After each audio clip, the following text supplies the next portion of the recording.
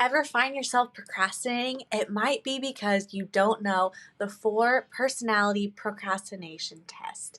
On today's episode of the Rainmaker Family Show, we interviewed Courtney, our guest, who broke this down for us. She actually created this test, and if you take it, you're going to find some tips that help you to end procrastination.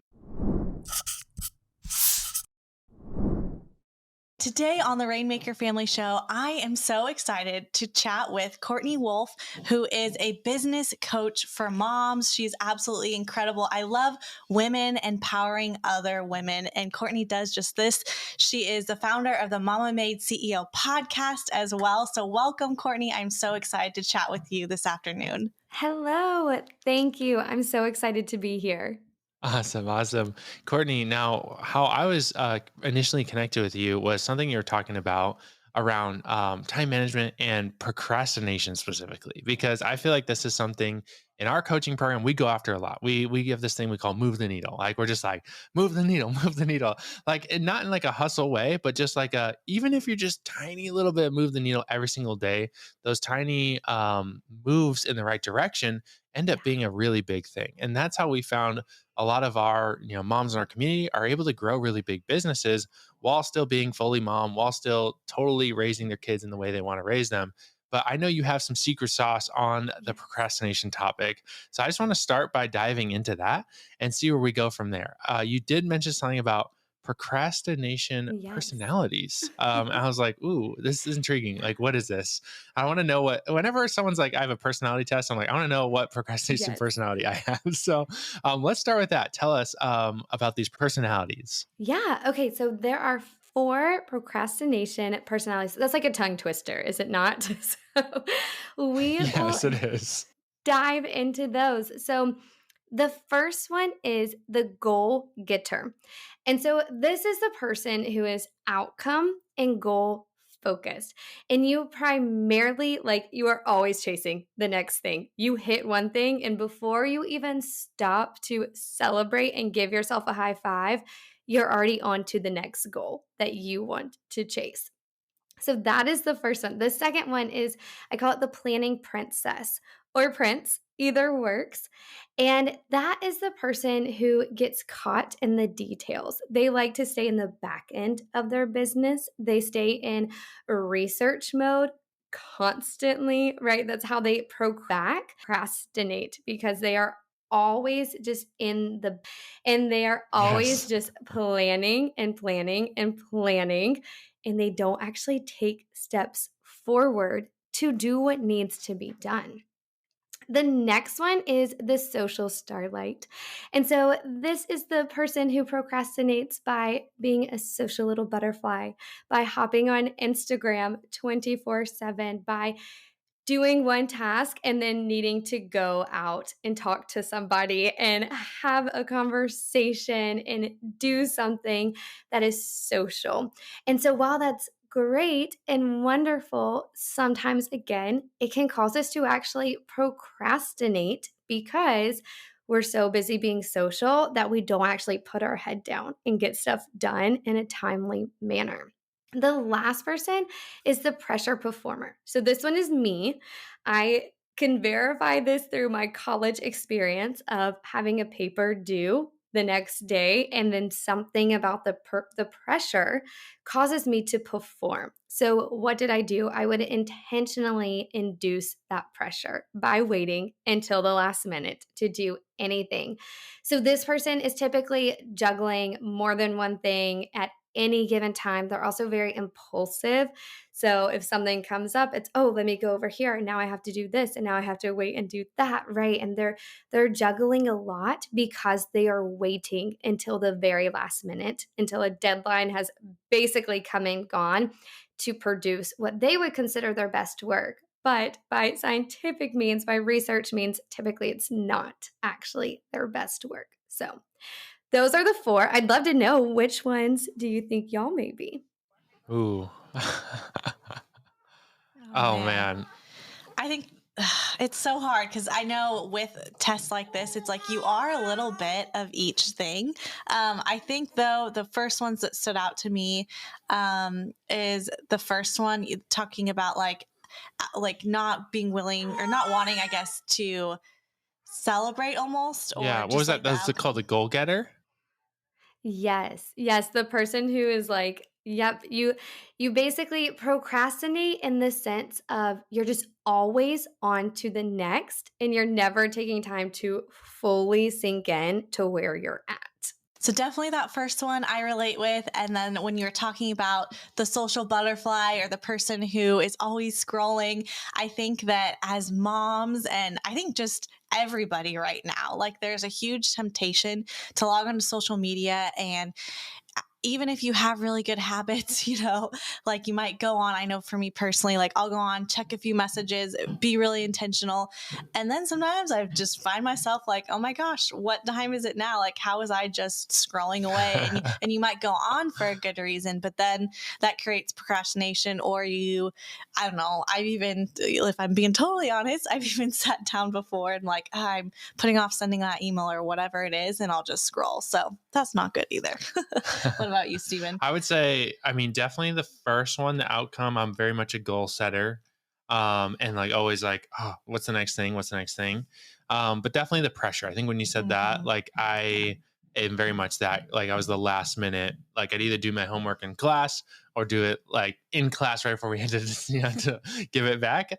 And so I found that definitely like I like to have healthy pressure in my life to motivate me to do things, but I've definitely found that sometimes setting earlier deadlines and just like almost like fake deadlines for myself has really helped. So I'm just like, okay, I know this thing has to be done at the end of, May. I need to do it by this first week so that I can hand it to these other people and they can, so like I'm not like finishing at the last minute and then not allowing our team to have time to do the things they need to do. So I don't know, what have you found being that pressure kind of procrastination style has worked for you to get things done without that added stress and sacrificing quality? Yeah, so I actually have some tips for all of the personality types if you want to hear them, but specifically for me, yeah. So for me, with the pressure, I like to think of a sprint, not a marathon, right? So kind of exactly like what you said, setting deadlines, even if they're well in advance, or this also works well with people who like checklist because you get to check it off, you get to complete it, and it gives you that sense of satisfaction and it keeps you going. So I like to break things down and think of, okay, I'm going to sprint. I'm going to give my all to this project. And then we can, have a break and then do it again versus, because again, the slow and steady pace is not me. It's probably never going to be me and my personality, but you cannot sprint 24/7 without burnout. And so that's what we want to avoid is that we are not procrastinating to the point of burnout because we're constantly sprinting, trying to keep up with the deadlines we have, right? So that's my tip for the pressure performer. We'll go backwards. So the social starlight, my tip is to schedule your social rewards. So, kind of like what you said, if you have an email, send the email first and then reward yourself with. So, just it's honestly so much of time management comes down to mindset. There's definitely practical, nitty gritty habits and strategy that we can use here, but a lot of it, it's all in our mind. And so if you can trick your mind or work with your mind to again give yourself a reward to sit down to say, I'm going to bust out all of these emails and then I'll give myself 15 minutes to go scroll through reels and then I'll go downstairs and talk with the nanny or if there's anyone in your house to go talk to, right? Have a conversation, call a Yeah. friend, send the text, Mhm. whatever it looks like, but work with yourself and give yourself that boundary of this comes after, not before, right? Because when it's kind of just open ended, we just pull it up and do it all the time. So, So good. Me and Chelsea, we love Yeah. treating ourselves. So that one Yeah. is a big one.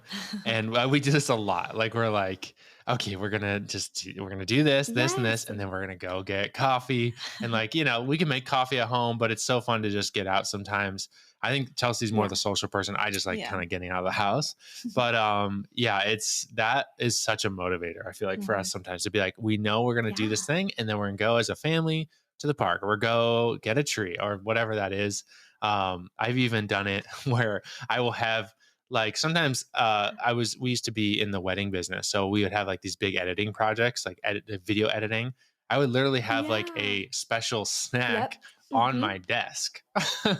Like I'd have like a bowl of M&Ms. I'd be like, if I finish you get to this point in the timeline of my editing, Yes. I'll be able to have like 3 M&Ms, Mhm. right? And it was just such a silly thing, but it really kept me motivated to go like, okay, I'm gonna Yeah. like do this thing. I'm gonna get this done and just keep my Mhm. momentum, not get Mhm. Yeah. sidetracked. And really it's again scientifically proven because it's basically a hit of dopamine. Whether it's M&Ms or it's social media, that's all we're doing here.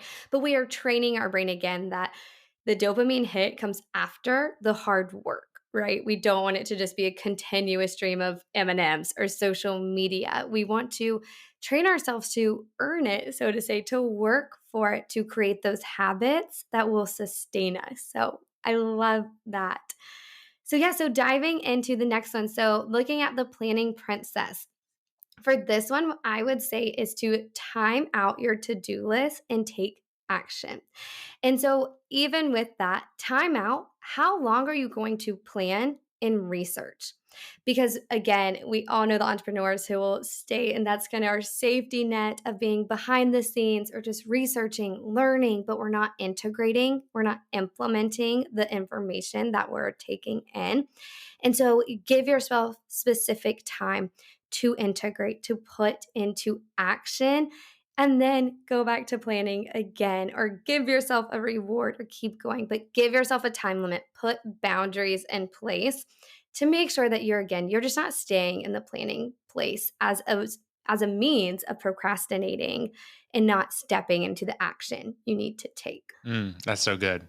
That one's calling all out who are just on Mhm. all the coaching Yeah. calls, but you're not doing the stuff. And I've totally been there. I've totally been there in certain things where it's just like, well, if I just watch another coaching call on this topic, then Yeah. maybe I'll be ready to do the thing. Maybe magically Yes. Yeah. money will appear in my bank account, even though I'm just Yes. sitting here. Oh my Yeah. gosh. I heard one guy say recently, now this I have not attained this level, but he was like, for every 1 hour of like Yeah. consumption of like a training program or coaching, I will try to do 4 hours Yeah. of implementation. I was like, dang, Yes. like even 1 to 1 would be amazing. If you do 1 to 1, like I listen 1 hour of an audiobook on this topic, I'm gonna do 1 hour of implementation on that topic. That'd be Yeah. amazing. But he was doing 1 to 4. I was like, that's crazy. So, but having a rule like that where you just like I like to see it as like eating, right? Like Mhm. you don't want to eat, and then never work out, right? So Yep. you want to eat some good information from your coach or good information from a training program or course, but then go Yeah. work out, go try it because you learn so much in that working out,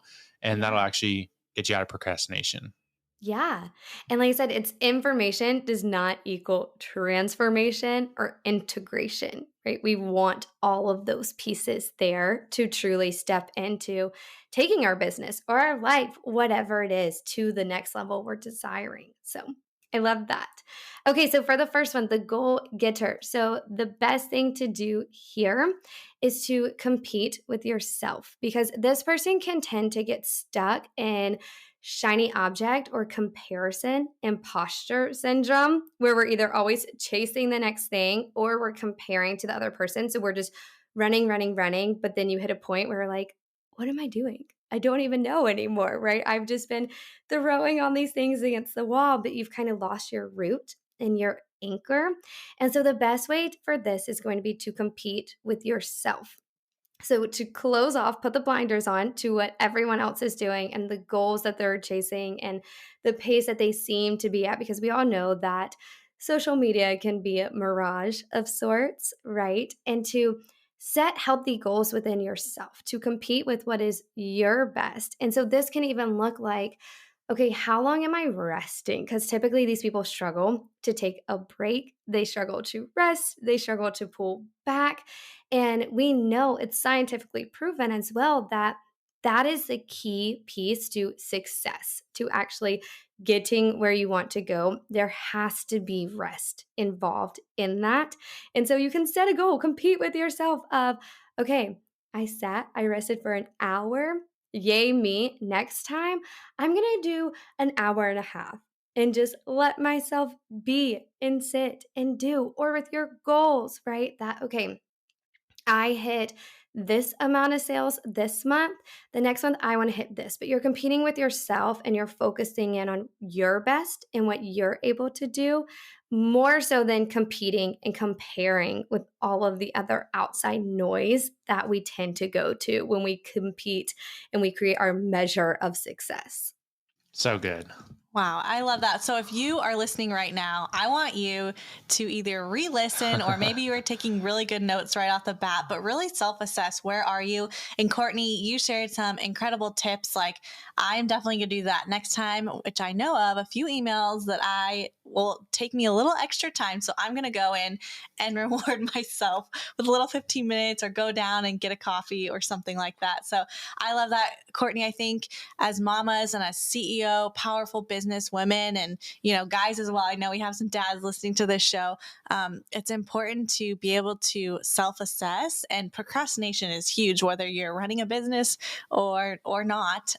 So thank you, Courtney. I would love to kind of dive into a little bit about how you walk through your coaching clients in turning ideas into consistent income. I love that idea. You have that on your bio, on your Instagram, and it is important, to, we believe on the show, to have different ways of creating income. And sometimes you have this wild idea, but you don't even know how to create income off of that. And so, Courtney, I would love to hear what your process is for that.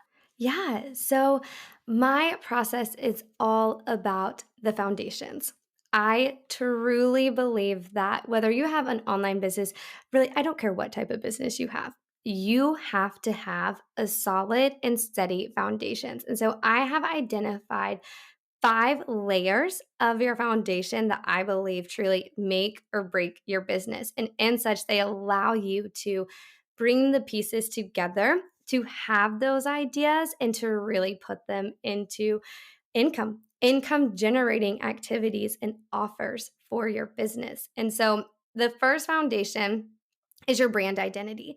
So for me and my clients, this looks like, what type of business are you creating? What are you envisioning, right? What type of model do you want to have? Are you serving the few, or are you building an empire that is going to change the world? Because that determines what type of business are you going to have, what type of model, how are you going to show up, what pieces do you need? So we need to identify what type of brand you're building. From there, we go into, who are you serving? Who is your ideal client? And this, everyone asks me, like, what piece do people miss? It's this one. And everyone thinks they have this one. I'm like, no, we need more. We need to anchor deeper. Because when people hear ideal client or ideal client avatar, what they typically will give you is a list of demographics, right? Moms, ages 30 with a few kids, they stay home, the whole thing. And I'm like, that's great and dandy. Like, I love that you know that. But what I care about more is, what is her problem? What is she struggling with? How is that impacting her life? What are you going to do to create solution and outcome and transformation? Why does she desire that transformation?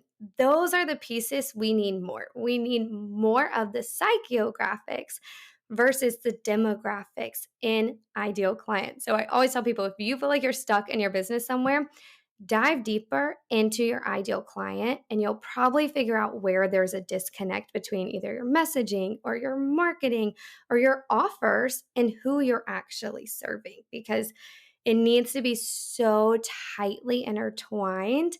And a lot of times we skip through it and we realize later that there's missing pieces. So from there, we go into your offer. And this is where we're actually creating your transformational offer based on, number one, how much time do you want to spend in your business? That's important. And I always encourage my clients to think through that. Do you want to be on one-on-one calls multiple times a week? Do you want to do a course and be able to kind of pull back in terms of the one-on-one support? What does that look like? As well as income goals, because I'm big on the math behind business, that if you want to make thousands upon thousands, but you have a small, intimate audience, $100 product maybe isn't the best place to go. So, what can we do to, again, meet you where you want to go with how often do you want to work? How much do you want to make? And what is the transformation, the solution, the outcome that you are going to provide for your clients? What is the best vehicle to create this transformation? What are the deliverables? What is the impact? Really getting into the nitty gritty of what are you actually doing to serve your ideal client? From there, we go on to messaging and positioning. So, this is where we take who you serve, how you serve them, and we integrate them. How do we communicate? How are we positioning it to make it be different and unique to allow you to stand out in the sea of online businesses and it really just the world of business in general? We want it to be so clear that who you serve, they know without a shadow of a doubt that you serve them and that your offer is the one for them through your messaging and positioning. And then the last layer on top that really just launches your business into the full online space is your client attraction strategy. So, this is how are we bringing clients in? How are we capturing their attention, converting them into paying clients? And getting you where you want to go. So, this is where we create the roadmap. We have the daily activities to get visible, to capture attention, to convert to clients. And that's where I feel like we unleash everything there is in the online world because I'm sure as you know, we can get into email funnels, webinars, discounting, sales, collaborations, influencers. There's all these different ways that you can truly be successful in your business. And so I like to walk my clients through what does that look like for them? I personally believe that business is not one size fits all. So a lot of what I do is very customized to what are you envisioning? What are you dreaming of? I've experienced with all different types of business, but I don't believe that it's one size fits all. I don't believe that do this, you'll make $1,000,000 because in my mind everything works and everything doesn't, and it needs to be customized to you, what is attainable and realistic and anything that you can do to stay clear, to be confident, and to stay consistent to truly see the success that you're envisioning for your business. That's so awesome. Courtney, I have a selfish question that I would love to Yeah. ask you. Okay, so we just went from one to Okay. two kids, right? We just had a Yeah. newborn. And you have a story that's like you went from two to four, right? Yes. And so had some surprise twins where it's Yep. like, oh my gosh, we just doubled. So what were some of the most like in that season? Because I think we have a lot of moms too that are like, new moms or they're having more kids and it's just like now it's another level of adjustment, right? Mhm. And even us, like this week is our first week back. So what were some of those kind of like game changer maybe lifestyle shifts or even Yeah. changes in your business that happened in that expansion of your family that you could share with us? Yeah. So, a little bit about my story is that I worked as a COO for a brand for almost 6 years. And so, in that time was actually when I birthed all of my children. And so, in that, when I actually stepped out of that and became an entrepreneur, I kind of already had my grounding as a working mom, so to say. So my twins are, let's see, they're about 2.5. And so they were about 2 when I stepped out. And I think what really helped me the most is actually in my business is I work less now, right? Like it sounds crazy that I went from working under someone to working for myself and I actually work less and make more. But again, I designed my business that way. I knew that when I stepped out that I needed a business model that was going to work for me. So that nap time hustle, y'all know what I'm talking about, right? I Oh have yeah. little kids. We're planning to homeschool next year, all of these pieces. And I think this is a lot of where the time management stuff comes in for me because number one, it comes down to super clear schedules. My kids have been on schedule since they like popped out of the womb, basically, because I was always a working mom from the get go. And so that meant that I needed predictability and consistency as well as did they. And so that's been huge. They always know it's mom's work time. And that means that my boys are downstairs watching a show, my twins are napping, and that's just the norm in our house. And so I think that was helpful. And also, we talk a lot in our family about there is sacrifice to be made when it comes with a business, but that it's important. So if mommy does have a late call and the kids are with daddy for an hour, that's okay because mommy's serving other moms. Mommy's having an impact, and that's important. And so I think when you can bring your kids into it as much as you can and just give them a piece of it, bring them into it, let them know what you're doing, the impact that you're having, why you work, why it's important, who you're serving, that actually really helps, that they tend to get it. They don't fight against it as, I don't like when mommy works, because they understand, like, oh, mommy's going to work. Mommy helps other moms. Yes, that's what mommy's doing, right? And it's just a part of our life. And then obviously, like, nitty gritty is, y'all, I post to social media in the car. Half of my reels are made in the car with like in between screams for my twins. we just you just have to be willing to be flexible to make it work. And just I do not, I settled in my mind before I had kids that my kids will not be an excuse for me and for my life. I will not use them as the obstacle for me to have to overcome to meet my dreams, to really bring my goals into fruition. And such, that's just, I've never viewed them as that, right? Of course, again, there's shifting. I have like the stomach bug, no child care type of stuff. And we just make do. We make work, and I have that flexibility. And I think that has really served me the best in the long run. So I love that. awesome. Getting your kids on routine, and our 2-year-old is definitely on a great routine that has worked well. And as we are literally in it right now, figuring out what is working, what isn't, I think I totally agree with you. At least for us in our lifestyle, like having a routine, having things set, and being willing to be flexible. Like you said, like sometimes my reels are in the car or whatever I'm doing, because that is life. And yeah, it is so important to bring your kids into what you're doing. Like Kaizen is our 2-year-old, and I want him to understand what mom and dad are doing and why it's important, and why we ask him, or we don't ask him, we bring him along into, we're shooting, Facebook ad or whatever. Yeah. But I love that, involving them in the process and helping them understand and get a bigger vision for the world and how we solve problems together as an entrepreneurial family. Yes. It's not just one person has a business. The whole family partakes when there's an entrepreneur. Mm-hmm. So awesome. What would you say? So I feel like with our moms, one of those kind of sticky points, right, is identifying that ideal client, like ideal avatar, right, like customer Mm-hmm. avatar, right. A lot of times, sometimes we're teaching them how to launch brands on Amazon. Sometimes we actually launch brands based on what people just already want on Amazon, right? And so sometimes it's not like, oh, I just really feel called to serve dog owners, right? Sometimes there's just an opportunity there and they'll jump on it.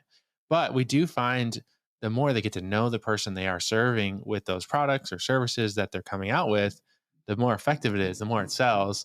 What have you found in that kind of, in this, like, who do I serve? Like, I hear this so much on coaching calls and working with people in all different industries. Like, it's because it feels like you have all these options, right? Mm-hmm. And I think sometimes people don't want to limit themselves either. They don't want to put themselves in a box and say, oh, I only am going to work with this type of person. What have you found is a good breakthrough for people in that? Like some ways to help them narrow it down, or ways to help them just take action on, just, hey, just choose one. Yeah, that is such a good question. I was having a conversation with a friend, and it was actually talking to the same person, just said the same thing of like, I feel like I have to pick one. Who is it? And I was like, you're at different stages, right? It was like fertility versus postpartum. It was like they go through both. Just start at one place. But I feel like it is. I'm really big on making powerful decisions. And what that looks like a lot of times is, number one, your gut instinct of really, when you start to think of something, when you are starting to think of, okay, should I go down this way or down that way?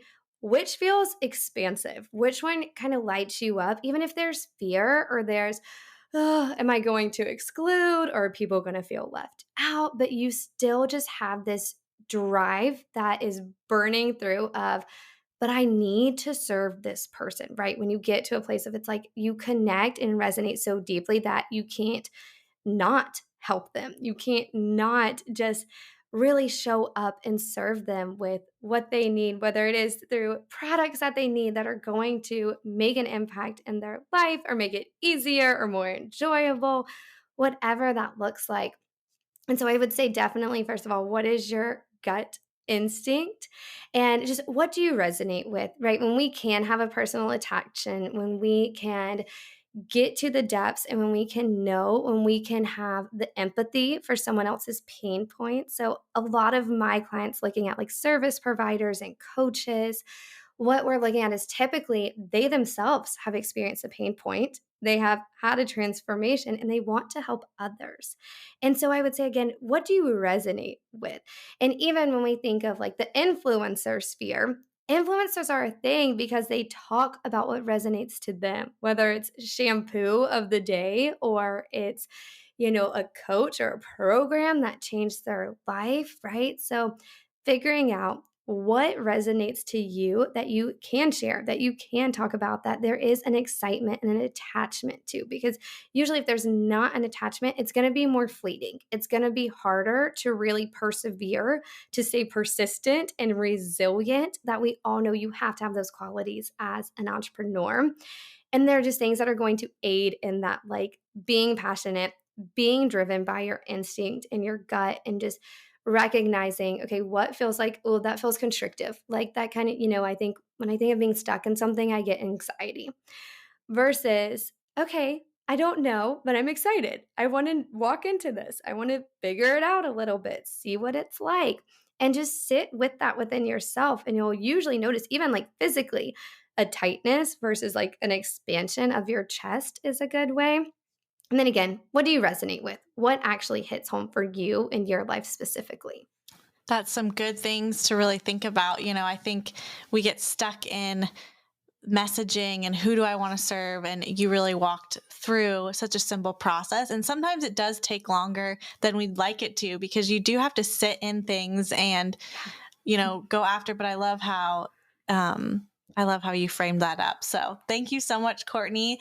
And thank you for your time being on with us today with all your kiddos and everything that's going on. If our listeners want to connect more with you, maybe share with us some of the places that you're on social media. I know you also have a podcast. Are there any favorite podcast episodes we can point people to the direction towards you? Yeah, of course. So, thank y'all both so much for having me. It has been such a great time. And everyone can find me over on Instagram at Courtney Wolf Coaching. And then you can also find me on my podcast. It is Mama Made CEO. As far as favorite episodes, it's still very new. I think I have 8 episodes. And really, I would start, if you're going to start with the first one. It'll tell you more about me, about my journey in becoming an entrepreneur, and just really where my heart is behind helping and serving other moms do the same. That's awesome. Awesome. Well, make sure to go follow Courtney and like and subscribe to her podcast over there and listen to her episode if you want to dive more in depth about her life and her journey. So thank you so much, Courtney. Thank you.